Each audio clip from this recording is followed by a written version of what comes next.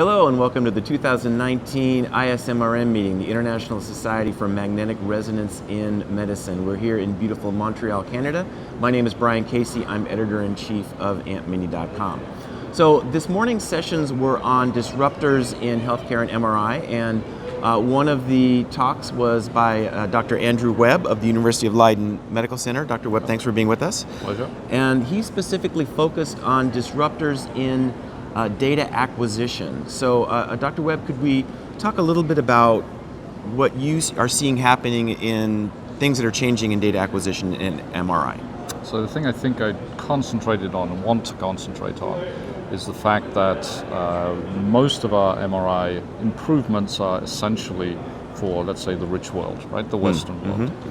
And we find there's a great majority of population over the world that simply doesn't have access to MRI. You said 70%? 70% doesn't have any access at all to MRI. And so what we want to do in terms of disruption effectively is to take a lot of the things that we have developed in the past and to see that if we change things around such that typically hardware has always been very, very expensive, right? The system is incredibly expensive. And what you do with processing the images is software. It's computers. Those have become much, much more powerful over the years.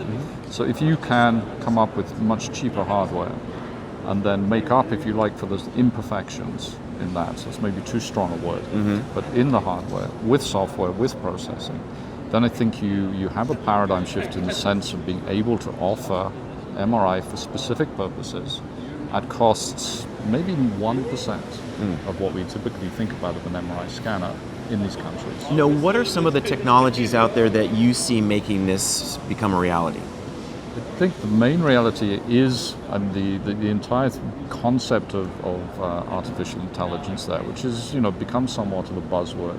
I think my particular interest is not to just give marginal improvements to current methodology. That's important, right? But I think the place in which this can make the biggest effect, if we look as the world as a whole, is really in this idea, as I said, of getting away from having to have the perfect data acquisition system.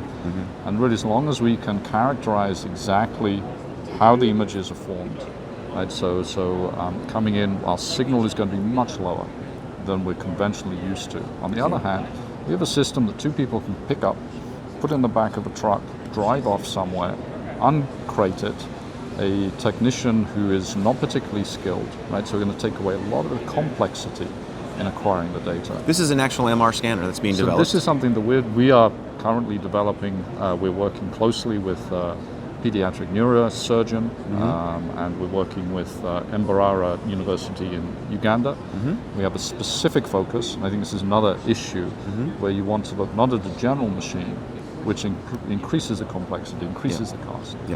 But we're looking at a specific case here of pediatric hydrocephalus, which is not something that in the West we have any problem with whatsoever, but in sub-Saharan Africa and other countries is a major killer of young children. And MR would be a uniquely suited modality to detect this. Uniquely suited, because we can really see after surgery, after some of that fluid has been drained, the question is, where is the remaining fluid and has blood been introduced into the brain? And although things like X-rays or CT would be possible, when you're dealing with young kids, you really don't want to be putting them multiple times into a CT machine. Now, is this a dedicated head scanner? So this, the one that we are developing at the moment will be that, but I think this is, we see longer term as sort of a prototype, right? In the sense that it could be made smaller, it could be made larger.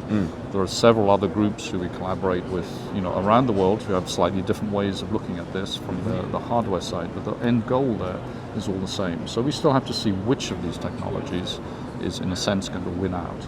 Okay, and about how far are you from developing a prototype?